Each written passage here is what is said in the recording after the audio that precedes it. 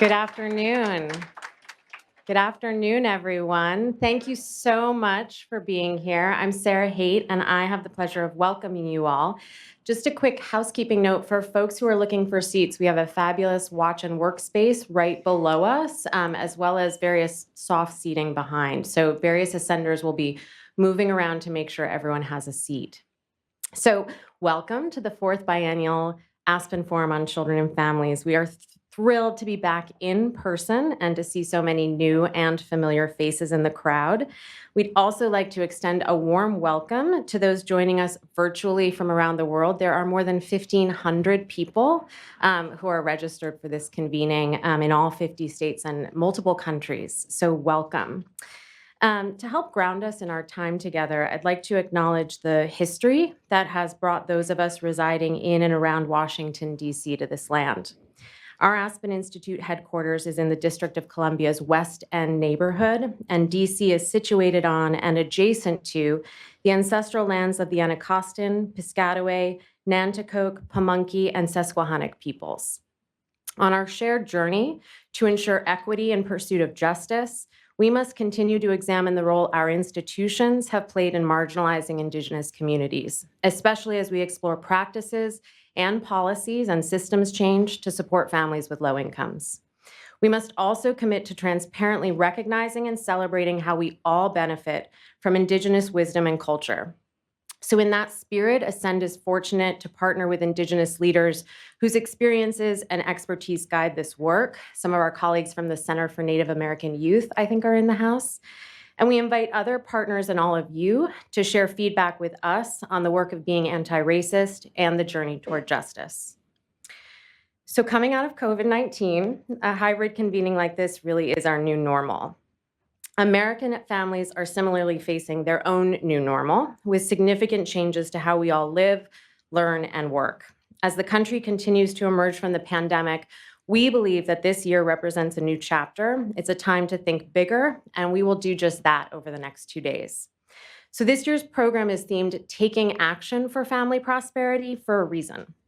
By focusing on strategies and solutions that build prosperity and well-being for all families, we can uncover what it really takes to move the needle for families with low incomes. We'll also focus on two-generation or two-gen, as we call it, approaches for children and the adults in their lives, what they've accomplished, why and how they accelerated so quickly over the last decade, and what different sectors can do to further this important movement towards a much more equitable future. We have a lot to accomplish and many important voices to hear from parents and poets to experts in justice, community, and inclusion, including our own DC Mayor Muriel Bowser. So finally, a few housekeeping notes, especially for those watching virtually. Each session, with the exception of Is Culture Changing, will conclude with Q&A. So whether you're joining us in person or virtually, we invite you to come up with questions for our speakers, and we'll get to as many as we can. If you're joining virtually, please feel free to submit questions in Slido. We'll also be using Slido as our audience engagement chat polling tool over the next 2 days. So we hope you'll all join us there for some collective discussion and ideas sharing. If you're joining virtually, you should see Slido on the right-hand side of your screen. For all of you sitting right here, you can access Slido via the QR code on the screen or by going to slido.com and entering event code #AFCF23. We want you to be a part of these conversations and this experience, so we'll hope you'll use the chat feature to connect with speakers and attendees. We're thrilled to have more than 50 speakers and representation from all 50 states. So jump into the chat and let us know where you're joining from.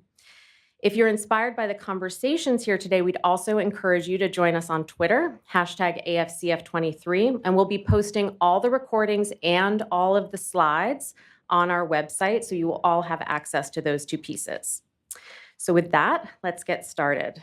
So we are very fortunate to have several Aspen Institute leaders kicking us off: Ascend's founder and executive director, an Ascend fellow, and an Aspen Institute trustee. And they will share their vision for building a future that is inclusive, intergenerational, and family-centered. I'm very pleased to introduce Bill Bynum, Aspen Institute trustee and CEO of Hope Enterprise Corporation and Hope Credit Union, followed by Aisha Nyandoro, Dr. Aisha Nyandoro, CEO of Springboard to Opportunities and Ascend Fellow. Bill, the floor is yours.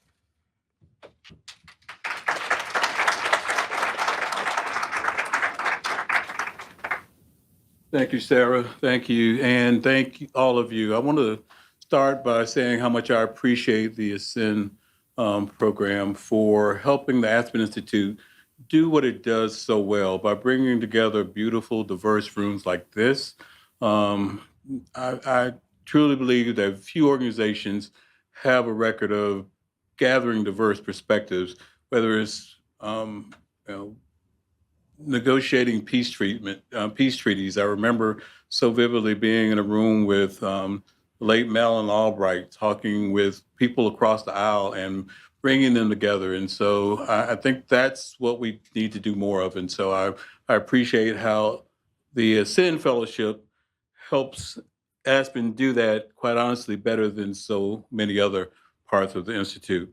My relationship with the Aspen Institute goes back to the mid 80s. I first got involved with a policy program focusing on micro business.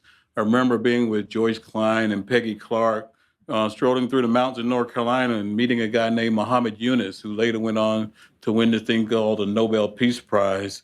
Later, like many of you, I was participating in a leadership program in one of Aspen's fellowship programs. And one of my classmates in the second cohort of the Henry Crown Fellowship was a guy named Reed Hastings, who, in addition to being an advocate for quality education in California, was also in the early stages of building a business to take on Blockbuster Video. We still have fun talking about whose idea went the furthest. I think Netflix has done okay, um, but I still feel pretty good about my Henry Crown Fellowship program, which was to expand the impact and the sustainability of a church project aimed at providing low-income families with an affordable, responsible alternative to payday lenders, with check cashiers and pawn shops that littered the communities that were neglected by traditional financial institutions. Today, that project, Hope Credit Union, is one of, if not the largest, Black and woman-owned financial institutions in the country. Hope's seeds were sown by so many Black women in my life. My grandmother, who took me to a credit union that was in the run by the vice principal of the school out of his garage, because the people, Black folks in Pittsburgh, North Carolina, couldn't go to the traditional banks. The seeds were also sown by my mom, who I saw working multiple jobs, none that paid a living wage or benefit, to make sure that my sisters and I were fed, clothed, and otherwise had what we needed to succeed. I saw it time and again come home during the day to crawl under the single wide trailer that we lived in, to tape up, thaw out frozen pipes so that we would have access to running water. Later, it was a credit union that I helped start in North Carolina, founded by low income workers, mostly women, trying to support their families. That helped my sisters and I buy the home that my mother now lives in, that I stopped by on my way here to get a hug from her on her 86th birthday. Now, today, Hope is providing tools. Yeah. Today, Hope's providing tools that help people like my mom across the Deep South get access to the tools they need to support their families and make their communities stronger. Not only will the United States not realize its potential, this experiment in this democracy will ultimately fail if we don't invest in the success of people of color, women of color, who are the emerging majority of American citizens. At Hope, we do this by supporting ownership, account ownership. Almost 60% of our members either did not have a bank account or relied on predatory financial services prior to joining Hope. 89% of our members are people of color, 60% are women. We lean in on business ownership. The net worth of Black businesses owners is 12 times greater than that of non-Black business owners. It's a game changer. Home ownership. Still, the primary asset on Americans' balance sheet is a home. However, in Mississippi, a white borrower making $40,000 is more likely to be approved for a mortgage than a Black family making $150,000. 90% of our mortgages, I hope, go to first-time homebuyers, and 88% are to Black families. So it's not a matter of if it can be done, it's a commitment to doing it. When people own, they engage. They hold their policymakers, their elected officials, more accountable. They go to the PTA, they go to the town council meetings, they vote. 90% of Hope members voted in the last two elections. We need more people owning accounts, homes, businesses, controlling their own destiny. At Hope, we've seen the power of multi-generational engagement over and over again. Saw it in Little Rock when the parents of 7-year-old Rebecca brought her into our branch to open her first account with the money she had received for Kwanzaa. We saw it in Greenville, Mississippi, when Jermaine and Crystal and their 3 kids were able to move out of their mom's house and buy a home with a mortgage and down payment assistance provided by Hope. We see it in Memphis when a factory worker at a Nike plant joined Hope and turned around and brought her 60-year-old mother into our branch, become a member owner, and opened her first ever bank account. These stories should not be the exception. They should be the rule. And they will only become the rule when we all stand up and fight for systems that are fair for all. Excuse me. Disparities in the financial system, disparities in any system are driven by the policies that achieve what they are designed to achieve. That's why your work is so important. You are the voices of those who bear the brunt of these flawed systems. You do the R&D work that shows what's possible when we design and implement equitable and inclusive policies and practices. Our collective prosperity hinges on us closing these gaps as a new emerging majority of Americans come to age. Analysis by McKinsey and Company found that closing the racial wealth gap would add between $1 to $1.5 trillion in economic activity over the next 10 years and through job creation and income gains. Now, this is a good thing regardless of which side of the aisle you sit on. I'll close by saying that nothing makes me happier or more optimistic than when Hope Credit Union has an opportunity to open accounts for the mothers and children in the amazing Aisha Nyandoro's Magnolia Mothers Trust.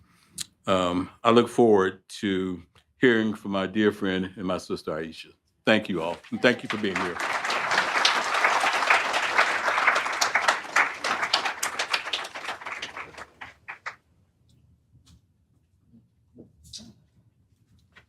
Good afternoon. First, let me take a minute to meet this moment. Having my remarks couched in between 2 mentors that I admire and adore, it's not lost on me. I have known Bill for decades, and he doesn't know this, but I remember the first time I heard about Hope Federal Credit Union. I was a senior in high school, and the pastor of Anderson AME was talking about this new banking project that the church would be supporting. I was inspired. Even in my youthful enthusiasm, I knew what was being proposed would be life-changing. And I also remember the first time I met Ann. It was when Springboard was just an idea, and I was seeking the wisdom of experts in the field to help bring this idea to fruition. And I share these 2 stories because that is what this convening is all about. The collective brilliance in this room is by design. The convening is to provide a space where the bold ideas that we have all been holding can create equitable outcomes for families and use pragmatic solutions to get to those outcomes. If you are open, these 2 days can change the course of your work. And isn't a little alteration needed in this moment? When we think about the injustices and inequitable outcomes that our families have weathered in the last few years, why would we continue with the status quo? So my challenge to you while at this convening is to try being audacious, to operate in the possible rather than what is obvious, and to show you that I am someone that practices what I preach. I will also be doing this alongside you. For the last 4 years, the organization I lead, Springboard to Opportunities, has successfully been a leader in the space of economic justice. We launched what is now the country's longest running guaranteed income program, the Magnolia Mothers Trust, now wrapping up its 4th year, where we provide $1,000 a month for 12 months of income to Black mothers living in affordable housing. No strings attached. Thank you. This work has created a blueprint and frame in which others can implement guaranteed income programs within their communities. There are over 100 guaranteed income programs in this country, and they all have the through line of Black women in Mississippi. Y'all, we've had just a few successes. And as an organization, we seek to be radically resident-driven, meaning the voices and stories of the families are at the center of everything we do. We believe families know better than anyone what they need to thrive and the best way to transform systems to ensure that they work for all people. Our programs, our policies, and our priorities all work is designed by our families. Because of our organizational philosophy, we're constantly listening to and revising our strategies to align to the needs of the families. About 2 years ago, we really began to think about wealth and prosperity, particularly when it comes to low-income families. What does it mean for families to build wealth? What would it mean for a mother to feel like she can thrive and not just survive?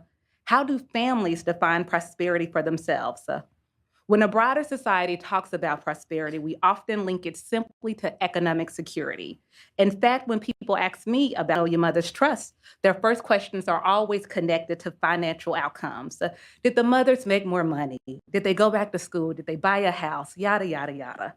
All of those measures are important, but they are very limited in scope because they are simply measures around how well someone is succeeding based on capitalism's very narrow definition of prosperity. When I talk to mothers about what prosperity means to them, they don't talk about mansions or fancy cars or stock options or assets. They talk about stability. They talk about their families. They talk about agency. They describe being able to have a safe place for their kids to play, being able to have their friends disturbing their neighbors, being able to put a nail in a wall so they can hang their family photos so that it feels like homes. They describe worrying less and experiencing more joy. Ultimately, they are describing freedom. According to our mothers, prosperity goes beyond financial wellness. It results in fewer worries about daily life and more confidence. These are the things our families are saying they want. These are the measures they are using for their own success and their own goals. Of course, I'm a big believer in cash. I'm a cash advocate. I know that it helps families achieve these dreams. When you have enough money, you can ensure you have a baseline of support. It is much easier to pay off debt, feed your family, and go about your day to day. But so often when we talk about cash and supporting families, the only measures that we are using are the quantifiable measures that we have been taught as the markers for success. But that's not the definition we're hearing from our families.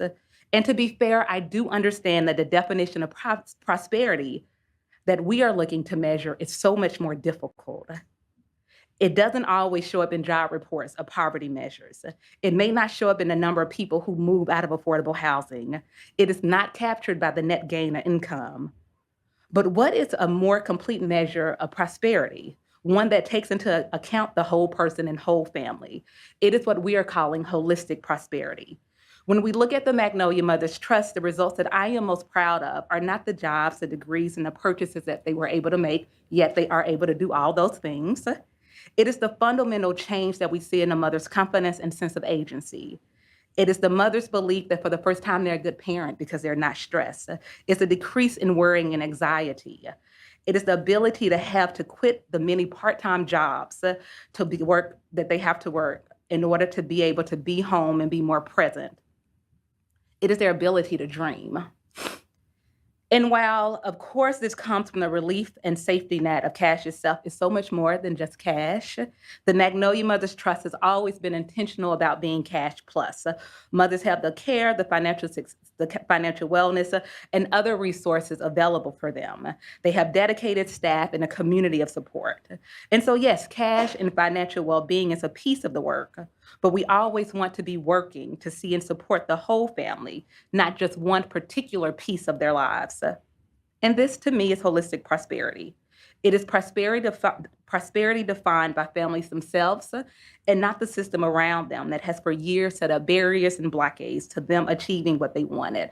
It is more than moving numbers up a chart. It is seeing whole families thrive. So how can we go about creating these systems? How can we go about connecting this work to usher in holistic prosperity for families? This is the challenge, and this is the question that I will be vulnerable and audacious in trying to answer the next few days. Maybe it looks like the Department of Human Services offering mother support groups and opportunities for connection and self-care rather than requiring paternalistic parenting or budgeting classes. Maybe it looks like shifting from caseworkers to coach-based models where staff of government agencies are trained to provide support. Maybe it looks like philanthropy asking me to measure joy and freedom in my outcomes of my work. Or maybe you all are already thinking about your own ideas. As I said at the beginning, this gathering is an opportunity for all of us to try on new ideas. learn from each other, and make connections that would allow us to act boldly together as we work to transform systems and build a new economy and world where everyone has the ability to thrive. Thank you.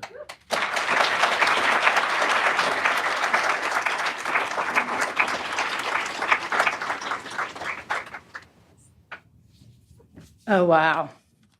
How's everybody feeling? My heart feels warm. My heart feels warm. Well, welcome. Welcome, everyone, here to our 4th biennial Aspen Forum on Children and Families. I really want to start this 2 days with gratitude first. I first want to express my gratitude to Aisha and Bill. While their feet and their families are planted firmly in Jackson, Mississippi, their legacy, their inspiration, their innovation has global, national, regional, state, neighborhood level impact. The world is different because of you both.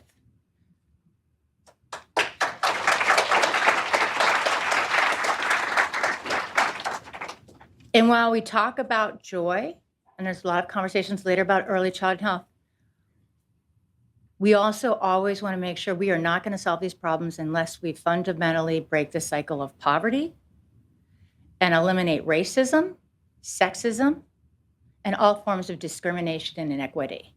And so when you hear we're intentional in wanting to start with Bill and Aisha, and honored by that, because the work they've done to change how people think about resources, families, Black mothers, Black families, families of color, communities with low income, it's changing how we think about capital, financial systems, cash, but that unlocks joy, opportunity, and also as a part of the future of our country. And so I cannot thank you enough.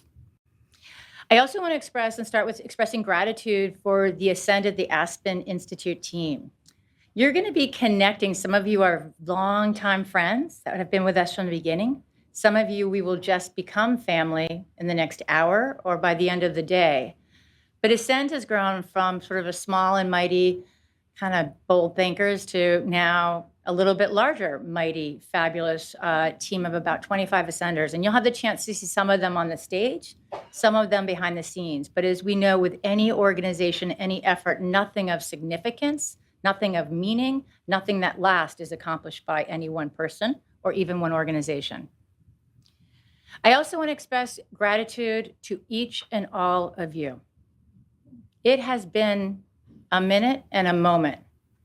Each of you has made a commitment in your life and in your own way to be part of the solution, to be part of the side of making possibility happen, co-creating a future of family prosperity that all can flourish, dream in, that can also pass from generation to generation.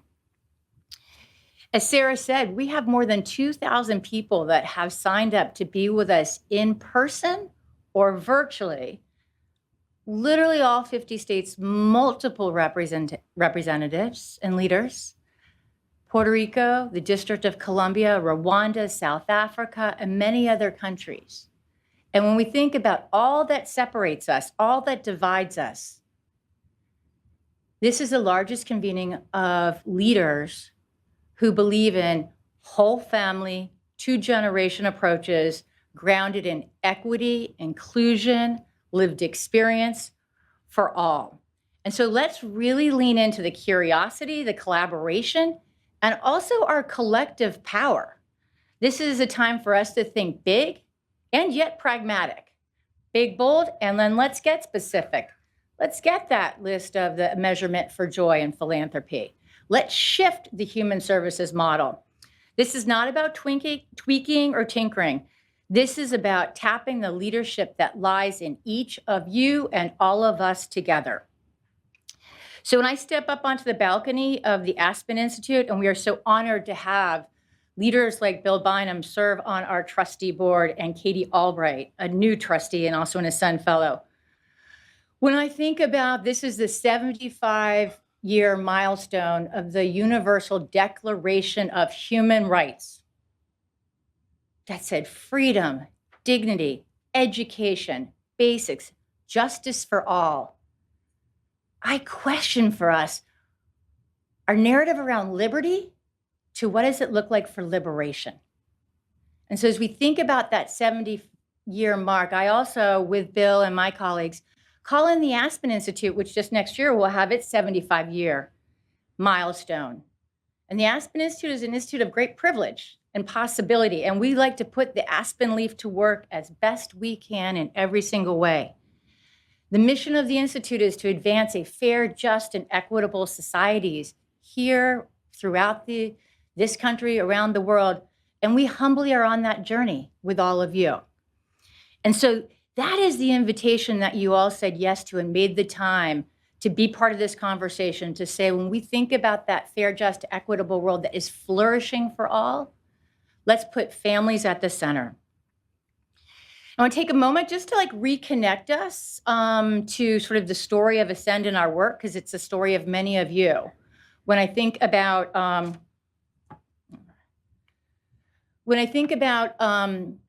just over 10 years ago, Ascend was launched, and it's been a powerful journey. And as we think about kind of this chance to come together and reconnect, one of the things that has been the most important learning and reinforcement over the years is change happens at the pace of relationship and trust.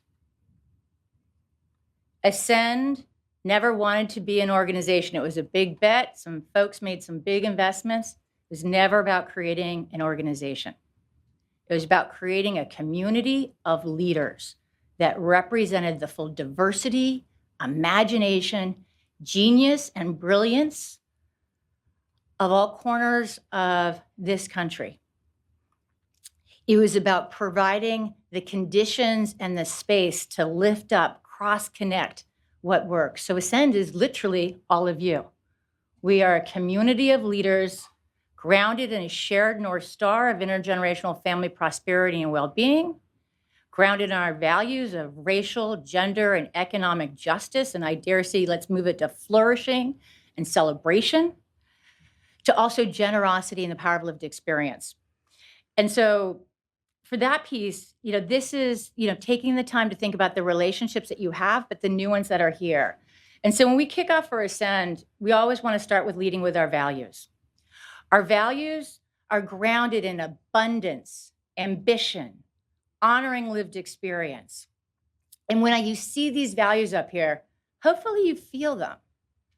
What they reject a scarcity mindset. They reject the trap of the false narrative. Who's deserving? Who works hard? Who's not? What you see here is about, when we think about what is the moral center, and yes, the economic opportunity and health and well-being, but if we are literally not seeing liberation, love, and well-being for all of our children and families from the very start, we're missing the mark. All of you, maybe new or you've been working on it, you're on the front edge. This is about the two-generation approach. It's a mindset. It's not a program. There's not one way to do it. But it says if you want to achieve family well-being, thinking about children and the adults in their lives, serving them, their strengths, their assets, and their desires simultaneously and intentionally. So if maybe you come in through the early childhood space and the child focused, you can't do your work if mom, dad, guardian, caregiver are not well, healthy, and stable. Cannot be thinking about a housing program that does not think about whole families healthy and together. We all know we've been building the evidence and the data, and some of you have seen this many times, but what at the heart of this it says is we know that the health, economic, and educational status of a child and the adult in their lives is inextricably linked. It has a powerful multiplier effect. And just tapping, a double tap what we just heard from both Bill and Aisha about the importance of cash and capital and home, we are seeing data come out, not a shock, but when you get unconditional cash to moms or to families, we see less stress, more stability, more brain development. Things are just going better. We know these things, but we're building the research base because we want to make sure that we're doing it right and telling the story. Now, Ascend has a very clear point of view about what drives effective, equitable policy and systems change. And so if you see our little garden here, it always starts first and foremost with family and lived experience and expertise. Parents and caregivers and families are the experts in their own lives. That's wisdom. We think about the data, research, and evidence. We want to learn from brain science. We want to learn from behavioral science, how that can fuel and come together. Best and promising practices, those that are most proximate, trusted, and integrated in with families and communities. How do we take those three and then help them inform together policy and systems change? Mix it up with a little bit of leadership and political will and intentionality. You have a whole new garden. Now, Ascend, many stories that we could be sharing here, but this is just one way as we think about capturing just a little bit of impact. I'm going to have to think about a joy measure for maybe the fellowship. But we now have 120 fellows, and these are fellows that are on the levers of change, are leading with quantum leap ideas, values of equity, generosity, but they don't just lead their organizations. They don't just lead their sector. They're changing how we think about research and evidence through Indigenous wisdom. We'll hear in a little bit. I'm loving on Dina right now. They're changing how we think about the human services model. They're changing how we think about brain science. 120 of these fellows, and some of them who are in the system, they steward more than $34 billion in resources. We have 130 parent advisors, and I'll talk a little bit about the work we've done with parent advisors and leaders and bringing them into the forefront. We've leveraged, and Marjorie and I always have a great debate about the 350 million here, because I actually think it's a super lowball number, but more than $350 million has been unlocked to actually fuel community work, practice work, policy work that is informed by the two-generation approach. And I have a secret goal, which isn't secret anymore, is to get that up to $1 billion in a shorter amount of time. The network that has grown to now 495 organizations that are active and diverse and embrace a two-generation approach and our values are touching more than 12 million families. This is just a snapshot of who Ascend is, the collective power we all are. And for any of you that don't see yourself up there on this yet, just let us know. Now, I'm going to share a couple highlights here on what have been some of the two-gen kind of highlights of impact and influence that we've had over the past few years with many of you. And on this one, we sort of roll in a way of we like to show, not tell. And so as you sort of see some of the highlights here, they really kind of connect to how we have designed the agenda and how we've designed the conditions to really lift up some of the leaders who are on the front line of making the change happen and having that spark some of the conversation.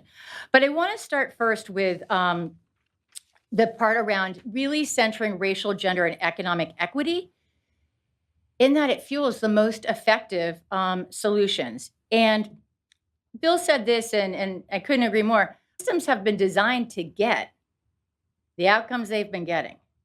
So if we start with racial, gender, and economic equity, I dare say flourishing too, what would it look like if our outcomes, our goals, our RFP, our funding had that at the top?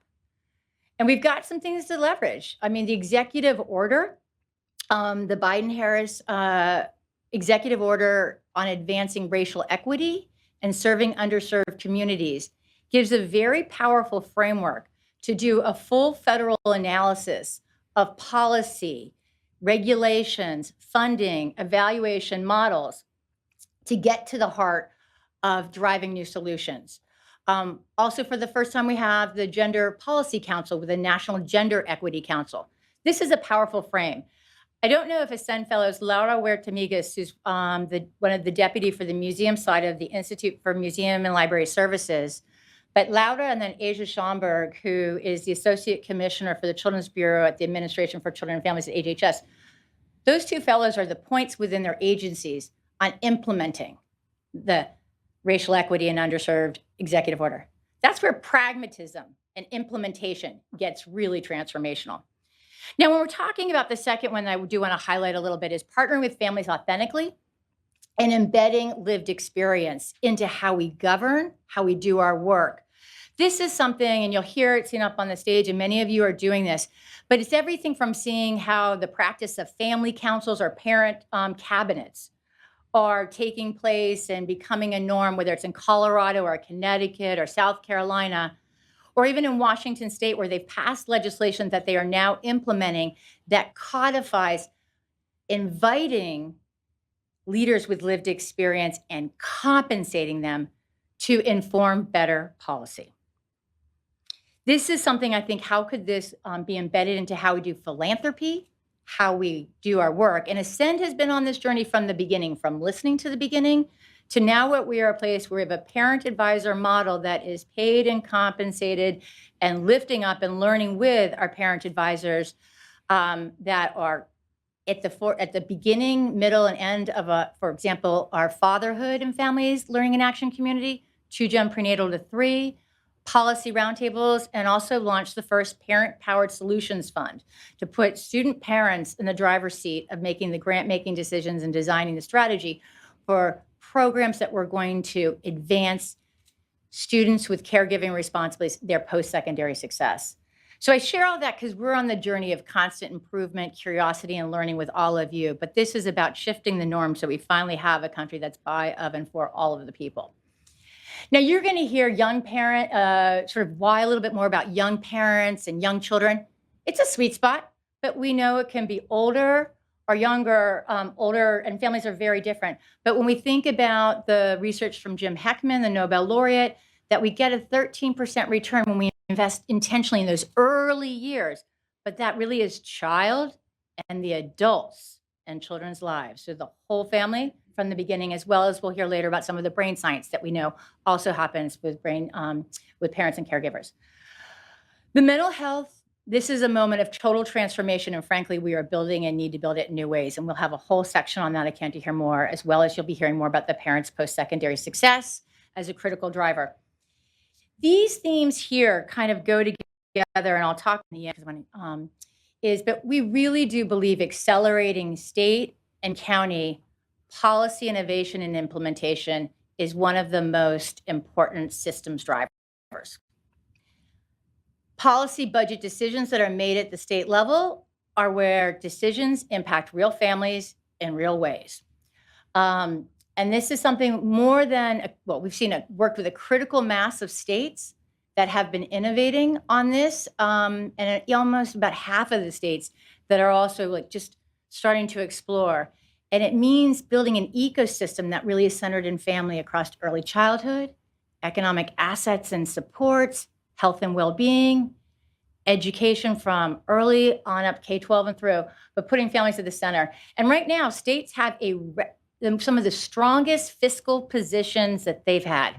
Record rainy day funds, record tax revenue, and also some surpluses. This is a time to be making very clear, strategic, pragmatic asks and saying what it will result in.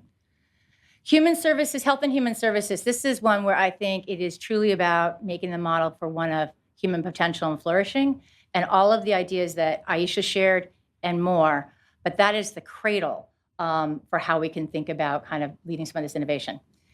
Values-based leadership has been at the heart and soul of the Aspen Institute and the Ascend Fellowship, but it lives in all of the work we do with parents, with each of you.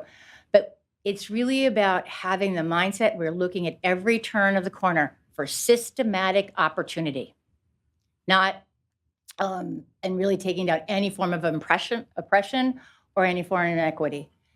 I'll talk in a moment later about the social capital and the form. This is something we always want to stay rooted in what's the reality of families' lives. And so in a little bit, we'll share some of the data from a partnership we've done with Child Trends over the years to really look at the data through a 2-generation lens. And that's both for the whether it's through health, education, poverty, but to really think about where is their progress. And we have seen progress in some of the poverty rates. But I want to be eyes wide open on some of the progress because they're connected to some of the good that came out of the really crazy crises. And one of the good was the child care tax credit, the expanded child care tax credit that finally got some support to families who need and deserve it the most. Hello, crazy. That amount of $3,600 for children 5 and under, or $3,000 for up to 17. When you think about what Aisha said about an extra $1,000 for any parent, come on now. And we are stopping that. That reduction, that one move, had cut child poverty and increased family stability up to 50%, 51 in the highest state, lowest state was 40%. So I just sort of say, when we think about the other one, I just cannot leave without saying is we also think about, we know how important health coverage is, especially at the early prenatal to 3 years. And for those that are most, that need it the most. And for us right now, that we literally are beginning to disenroll mothers, children, families with disabilities from continual and guaranteed health care through Medicaid is insanity, is insanely inefficient, and it is immoral. And so I put those out there because we have moments as a country where we make some moves, and I think we got to push not to lose ground as well as push for what's new. And so when we think about going forward, what can you expect from Ascend? I'm asking that question. What can you expect from Ascend? What can you expect from yourself? But you can count on us to be continuing to lean in on the work we've always done in terms of co-creation, partnership, putting all that we can to work together with you. The piece that are some new parts that we haven't sort of talked about before. And so let's hit a few highlights, and I'll be around for the next couple of days as well as many other Ascenders. And so some new things you can expect to see from us is we are going to be accelerating the pipeline of leadership with annual launches of the Ascend cohort model. And not only do we want to do our work as well and as deeply as we can, we realize no one fellowship program is going to do it on its own. This is about a fundamental taking stock and transformational leadership moment. This is a generational opportunity. So actually in May, I'm super jazzed. We're going to be inviting the first Aspen, kicking off the first Aspen Leadership Collaborative. And we're going to start focus. We've invited about 10 other fellowship or mission-aligned leadership programs, from the Obama Foundation to BUILD to the National Black Child Development Institute. But to get those people who are super passionate about the future of leadership to create a space for folks to come together and share practices, curriculums, models. What's keeping you up at night in terms of thinking about deep racial equity or scale? We're also going to be thinking about how do we put capital to work. And this is capital is both, yes, financial capital. It is also social, it is intellectual, and it is human capital. And so we are going to be launching a 2Gen acceleration fund. We have done a lot of that work to pull together financial resources, but we really we are far beyond pilots. It's really from pilot to proof point. This is not a patchwork of innovation. We really need to be thinking forward. And so the first phase, when we've raised about $3 million for this, and so, once you hit the joy metric, send some money over to the fund, but is to really be thinking about what are the best practices, and you all are on them, you all are doing them. How do we package them? How do we gather them so that they are shovel ready to go into policy? They're ready to go into the federal, state, or other clearinghouses that sort of say we need to be evidence-based as defined this way. But this is a very deliberate piece to think about practice and services informing policy and systems. And then second is really creating a new model of public-private partnerships. There's a great history of public-private partnerships. A lot of times they come out of the business community. It's going to be a great civic move. We're going to flip the script on that. It starts with families and communities. And we want to also ground it in this piece around transforming human services. When I think about the $1 billion lever of human services in each state, It's literally like 2 to 10, whatever is your state. But co-creating with our fellows and our network partners who've been driving those systems to think about how can we partner with parents and families and communities, the public sector, and then also the private sector to really scale and embed this work is something we're really jazzed about. We've had a great opportunity to work with a family prosperity innovation community with the Robert Wood Johnson Foundation, and are going to be really looking into how do we measure family prosperity. You think about health and well-being and family economic security and joy, but to work with the group to really think about what are those new measurements are, because we measure what we value, and we have to really define what we value and what we love and what we measure. And so, you know us, we're always going to be coming with our values. We're always going to be coming with a glass half full, even though when we could be really upset with the world. And I left off that whole list because it was just like, we can have that later over cocktails. But we're also going to lead with generosity and, again, abundance. The entire Ascend team is committed to being about on the side of solutions, possibility, and relationship. And we will be leaning in continually with our commitment to lived experience, becoming the norm as part of our governance, policies, and practice. And we look forward to living and growing along with that as well. And so as I get ready to kind of close out and move to our next sensational conversation, I wanted to, and Janine is actually not here right now, but Janine McCone is one of our parent advisors who, is she here? Janine, are you? Oh, she's coming too. Well, someone's gonna have to tell her we've all been talking about her. But I raised up Janine because this quote changed. It was at an Aspen Forum on Children and Families a couple years back. And she said, don't meet parents where they are, meet parents where they dream. She shifted us. I also have been in so many different forums where I've heard this quote. And some people are like, I heard it somewhere, and some people just say it. Janine said this, and how we value, she's spiritually coming to me.